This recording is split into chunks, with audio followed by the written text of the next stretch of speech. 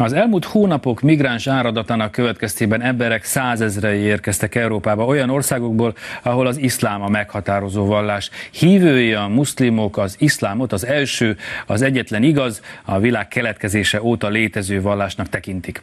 Az iszlám nem csak vallási, hanem politikai rendszer is, amelynek megvannak a saját törvényei. Ez a sária, ami az átlag európai számára jószerivel ismeretlen, hogy mégis miért fontos ezeknek a törvényeknek az ismerete a nem muzulmánok számára is. Arról Andrea beszélget vendégével. Bill Warnert, a Politikai Iszlám Kutatóközpont alapítóját és igazgatóját köszöntöm a stúdióban, jó estét kívánok! I'm happy to be here. Nagyon örülök, hogy itt lehetek. Több az iszlámmal és annak következményeivel kapcsolatos munkát is közzétett, már évek óta kutatja ezt a területet, ezt a vallást. De az eredeti végzettsége matematikus, fizikus. Mi az oka annak, hogy kritizálja az iszlámot? Miért támadja ezt a vallást?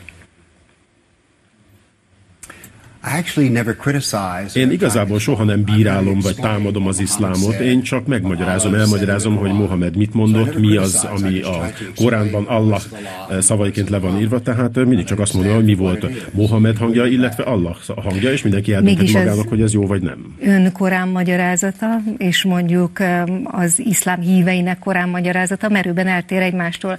Ugye utóbbiak azt mondják, hogy az, aki aggodalmaskodik a Korán olvasása során, az félreértelmezi a béke vallását, és hogy semmi ok nincs a szent szövegek tanulmányozásakor arra, hogy mondjuk tartsanak az iszlám vallástól a keresztények vagy a zsidók. Ön ezt másképp látja? Amit én teszek, megegyik meg, hogy a módszeremet elmondjam. Két Korán van, egy korai, ami Mekkában született, aztán egy másik, ami Medinában később született. Ezek egészen másképp határozzák meg a dzsihádot. A korai Koránban például nincsen dzsihád, a medinaiban viszont 24%-a a Koránban a dzsihád kérdésének szenteltetik. De ezen túl kell lépnünk, hiszen nem csak a dzsihád, nem csak a Koránban van benne, a második Koránban, hanem Mohamed életében is, és a tradícióiban is ez megvan. Tehát ugye elmagyarázom, hogy mi az a szent háború, ami benne van ezekben a könyvekben. Mi a sária? Miért kell tartanunk tőle? Kell-e egyáltalán Európában tartanunk a sáriától? Számos olyan európai ország vagy város van, ahol bizonyos kerületekben éppen a muszlim hívek többsége miatt érvényben van a sária. Amit meg kell értenünk az az, hogy egyre több muzulmán érkezik, nem csak Európába és az Egyesült Államokba is, és más a kormányzási rendszerük, más a törvénykezési rendszerük, és igenis meg kell értenünk ahhoz, hogy ismerjük azokat, akik közöttünk élnek, hogy a jogrendszerük is egészen más.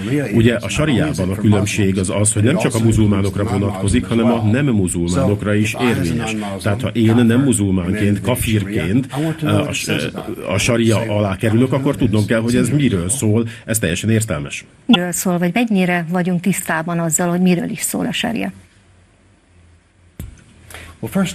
Először is úgy gondolom, hogy legtöbben úgy gondolják, hogy a saria az olyan, mint a zsidó törvény, vagy mint az egyházi törvény, a kánonjog, de nem, az csak vallás. Ez viszont politikát is tartalmaz, és mint ahogy elmondtam, a saria szerint én kafir vagyok, hitetlen vagyok, és éppen ezért diminek kell lennem, azaz egy olyan hitetlennek, aki az iszlám törvénykezése alatt él, és az életemet a saria törvényeknek megfelelően kell élni. Ezért fontos, hogy az emberek tudják, hogy mi van benne, és így tudunk racionális, tényalapú döntéseket hozni.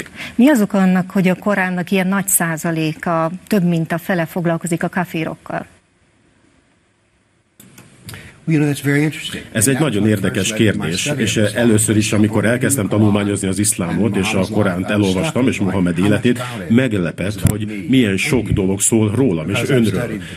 Ugye tanulmányoztam a Tórát is, hogy kell zsidónak lenni, tanulmányoztam a keresztény könyveit, hogy kell kereszténynek lenni, ezért nagyon furcsának találtam, hogy a Koránnak szinte kétharmada rólam, a kafirról, a Korán szerint hitetlenről szól. Nem tudtam, hogy ez benne van a Koránban, ez nagyon fontos, és mások a nem muszlimoknak meg akarom tanítani, hogy mit mond róluk a Korán.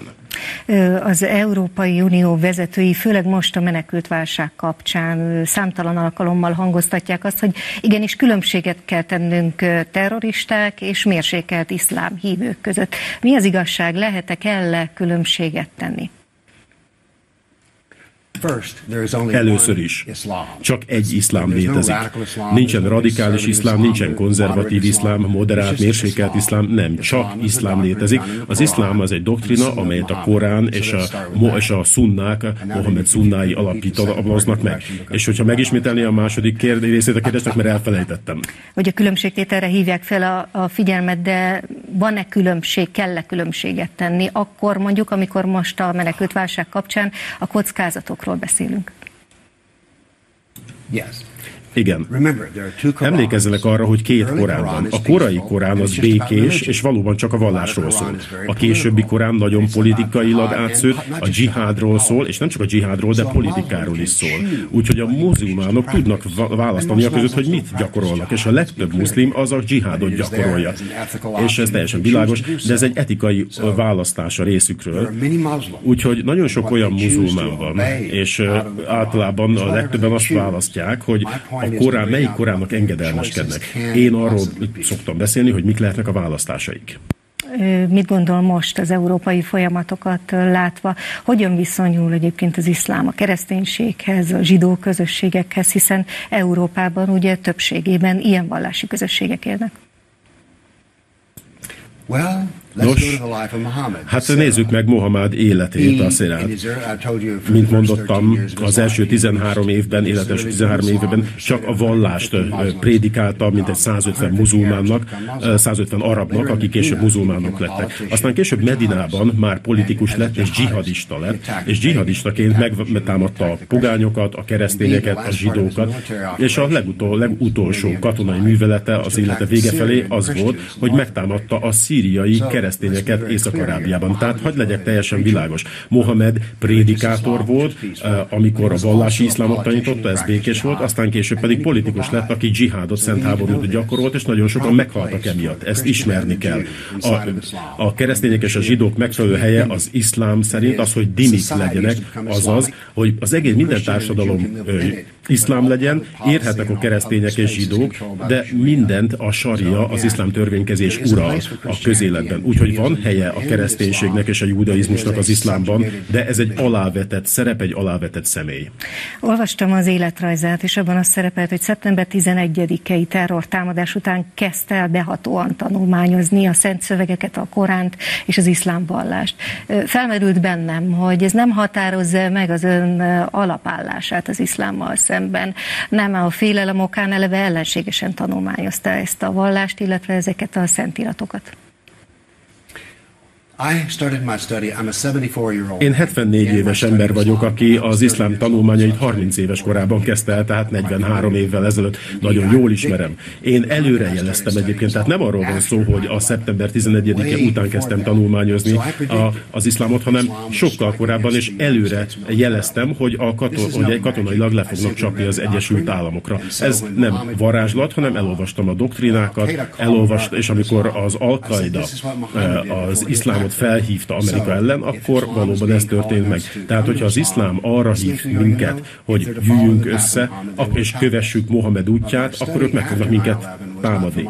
A szeptember 11-e után viszont nem a személyes meggyőződésem vezette a tanulmányaimat, hanem az a cél, hogy mindenki megértse az iszlámot. Nagyon kevesen olvassák ezt el, hiszen 800 oldalas könyv.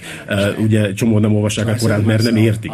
Ezért azt mondtam, hogy egyszerűvé teszem mások számára, hogy megértsék, mi van a Koránban. Ez a célom az életben, hogy bárki meg tudja érteni a Koránt. Ez egy nagyon lenyűgöző könyv, azt akarom, hogy mindenki értse, aztán mindenki a saját következtetéseit levonhatja ebből, illetve Mohamed életéből. Szeretném mindenkinek megtanítani, hogy ki volt Mohamed az iszlám doktrínák szerint, hogy az emberek maguknak tudják eldönteni. Nem bírálok, nem dicsérek, nem, csak azt mondom, hogy ez az, ami, és mindenki döntse el magának. Hiszen a legtöbb ember a döntéseit szociológiai, politikai tudományok, illetve pszichológia és szimpátia alapján hozza meg. Én meg azt mondom, hogy értsük meg az iszlám alapjait, fundamentális doktrináit, ezt teszem, és mindenki a saját következtetéseit vonhatja le. Beszélgetésünk végén kevésbé vallásmagyarázatot, mint praktikus gondolatokat várok öntől. Európában két álláspont vitatkozik egymással, a nyitott határok és a védelem álláspontja. Ön milyen jövőt jósol rövid, illetve hosszú távon a kontinensnek? Ha határokról beszél, akkor migrációról is beszél. Azt gondolom, hogy mindenkinek meg kell érteni, hogy az immigrációt mi úgy gondoljuk néha, hogy biztonságunkat fenyegeti, vagy a gazdaságunkat, de az iszlám naptár nem Mohamed születésével kezdődik, nem a Korán revelációjával kezdődik, hanem azzal, amikor Mohamed Mekkából Medinába migrált, azaz menekült el. Ez az, amikor az iszlám sikere elkezdődött, amikor Mohamed migránsként Medinába ment. Úgyhogy meg kell értenünk, hogy a hijra, azaz Mohamed migrációja, az nagyon fontos, és minden muzulmán másképp értelmezi ezt, a kafirt, a hitetleneket, hiszen tudják, hogy a migráció volt az iszlám sikerének kezdete, a politikai iszlám kezdete. Ez az, ami nagyon fontos. Beszélhetünk arról, hogy a határok nyitottak vagy zártak, de én csak azt akarom elmagyarázni, hogy a migráció filozófiája miért olyan fontos minden muzulmánnak, és hogyan hat ki a politikára. Sokkal többről van szó annál, hogy a határok nyitottak vagy zártak. Arról van szó, hogy a muzulmánok jöhetnek ide gazdasági okokból, biztonsági okokból, de azért is, hogy politikai dominanciát szerezzenek. Bill Warner, köszönjük szépen, hogy itt volt.